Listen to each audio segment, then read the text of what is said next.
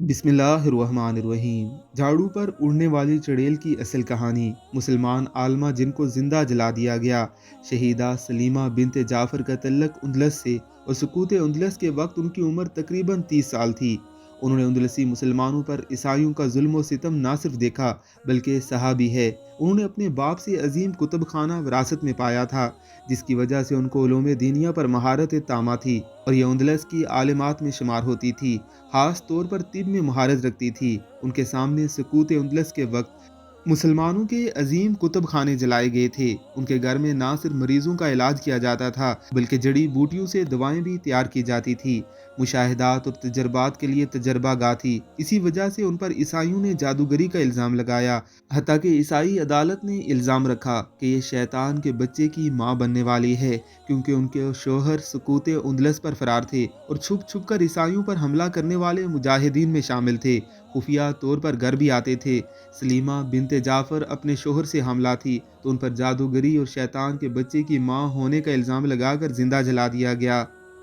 مگر اس پاک باز عورت نے صبر کی اعلیٰ مسائل قائم کی کہ چہرے پر ہلکا سا خوف نہ آنے دیا، اور مسکراتے چہرے سے آگ میں جل گئی تاکہ دشمنوں کو خوشی کا موقع نہ ملے۔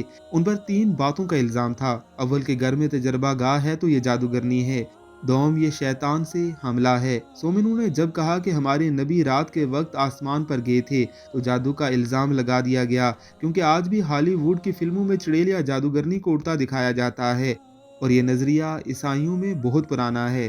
چڑیلیں یا جادوگرنیاں جھاڑو پر ہوا میں اڑ جاتی ہیں۔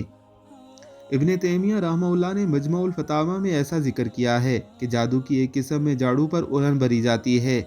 ان فلموں میں جہاں بھی جھاڑو پر اڑنے والی چڑیلوں کا ذکر ہوتا ہے، وہاں مسلمان خواتین کا تصور رکھ کر مذاق اڑایا جاتا ہے، اور مسلمان نوجوان لا علمی کے سبب اپنی قابل قدر ماؤں کا مذاق بنتا ہوا خوشی سے دیکھتا ہے۔ یہ صرف سلیمہ بنت جعفر کی نہیں، بے شمار مسلمان خواتین کے بارے میں آتا ہے کہ ان پر چڑیل اور جادوگرنی ہونے کا الزام لگا کر زندہ جلا دیا گیا، اور انہی پر فلمیں بنائی گئی ہیں۔ ان 3 الزامات کی پاداش میں اس عظیم عالمہ و طبیبہ کو زندہ جلا دیا گیا، مگر وہ حق سے ایک قدم پیچھے نہ ہٹی اور باطل کو خوش ہونے کا موقع نہ دیا۔ سلیمہ بنت جعفر جیسی خواتین اس امت کی قابل قدر مائیں ہیں، جن کے دم سے بہار اسلام ہے۔ اللہ رب العزت ان کے درجات بلند فرمائے۔